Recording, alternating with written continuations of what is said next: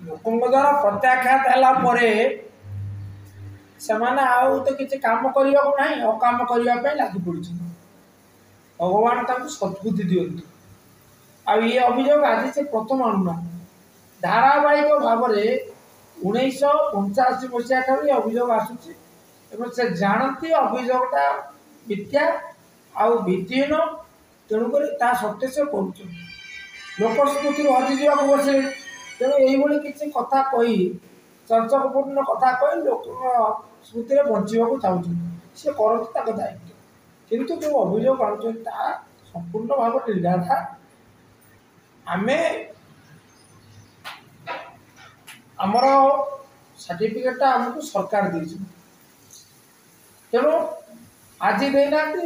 1981 ମସିହାରୁ 80 ମସିହାରୁ ସାର୍ଟିଫିକେଟ ଦିଆଯାଇଛି ଏବଂ ସରକାର ଦେଲେ କେମିତି ଦେଲେ ନା କେନ୍ଦ୍ର ସରକାରଙ୍କର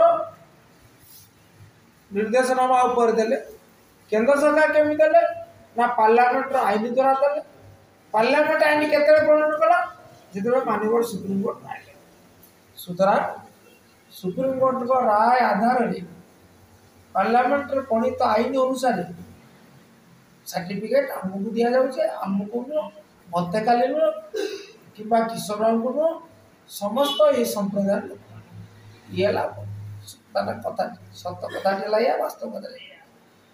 ଆଉ ଅଭିଯୋଗ ତଦନ୍ତ ଚାଲିଛି, କିଏ ତଦନ୍ତ କରୁଛି ମୁଁ ଜାଣେ ନା। କୌଣସି ତଦନ୍ତକୁ ଆମର ମାନେ ଇଏ ନାହିଁ, ଚିନ୍ତା ନାହିଁ। ଯେଉଁ ତଦନ୍ତ କରାଗଲେ ମଧ୍ୟ ଅସୁବିଧା ନାହିଁ। 2 ବର୍ଷ ତଳେ ଗୋଟେ ତଦନ୍ତ ହେଇଥିଲା, ଆଟଲିଷ୍ଟ ତଦନ୍ତ। ପୁଣି ସରକାର ଆଇଛି, ତେଣୁ ସରକାରରେ ଅଛନ୍ତି, କ୍ଷମତା ଅଛି, ଆଉ ତଦନ୍ତ କର। କୌଣସି ଅସୁବିଧା ନାହିଁ, ସବୁ ତଦନ୍ତକୁ ସାମ୍ନା କରିବା ପାଇଁ ପ୍ରସ୍ତୁତ।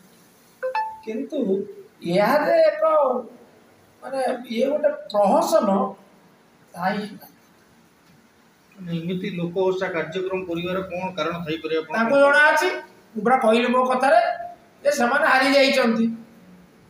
ସେମାନେ ମାନେ ବିଛା କାମୁଡ଼ିଲା ପରି ମାନେ ଇତସ୍ତତ ହେଉଛନ୍ତି। ସୁତରାଂ ଆଉ ସେ କ'ଣ କରିବେ?